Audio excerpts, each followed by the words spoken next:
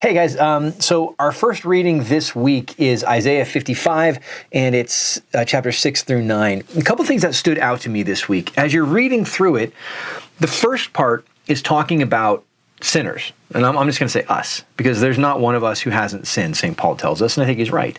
It starts out about seek God while he's near, right? God is always near, so we should always be seeking the Lord. But then it gets into let the scoundrel forsake his way, the wicked forsake his thoughts. And there's another translation that says the sinner forsake his thoughts. Now that's going to have some impact in a second, because then it goes on. It says, let him turn to the Lord for mercy, right? To our God who is generous in forgiving. So let the scoundrel forsake his way, let the sinner forsake his thoughts, and let him turn to our God who is generous in mercy and forgiving, right? And the beautiful thing is the very next line then goes on to talk about how God thinks. And it says, and this now, it goes from like the third person to the first person, right? So it goes from turn to God to now the voice of the Lord. For my thoughts are not your thoughts, says the Lord, right? My thoughts are not your thoughts. My ways are not your ways, says the Lord. And I love that because it's so connected to he's generous in mercy and forgiving.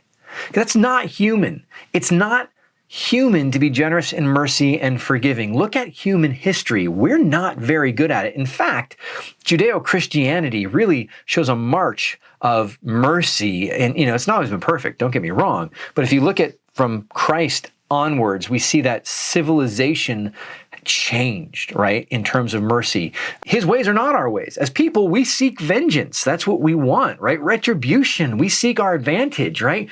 But God says, my ways are not your ways. My thoughts are not your thoughts, right? And that's right after the verse on he's generous in forgiving.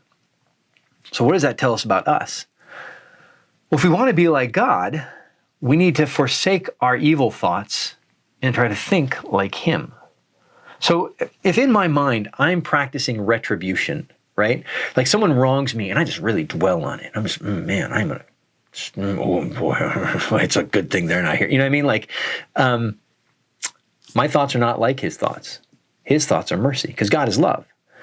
And so I need to pray, Lord, help me forgive like you forgive. Help me to show mercy like you show mercy. Help me to be like you. What we watch on TV, what we look at on the internet, all these things are how we practice our thoughts, right? And if you're practicing hate, if you're practicing infidelity, well, your thoughts aren't like his thoughts, and your thoughts will become actions. And so again, Lord, let my thoughts be like your thoughts. Your thoughts are not my thoughts. Your ways are not my ways. Let my ways and my thoughts be like your thoughts and ways. Anyway, so that's just my take from the first reading this week.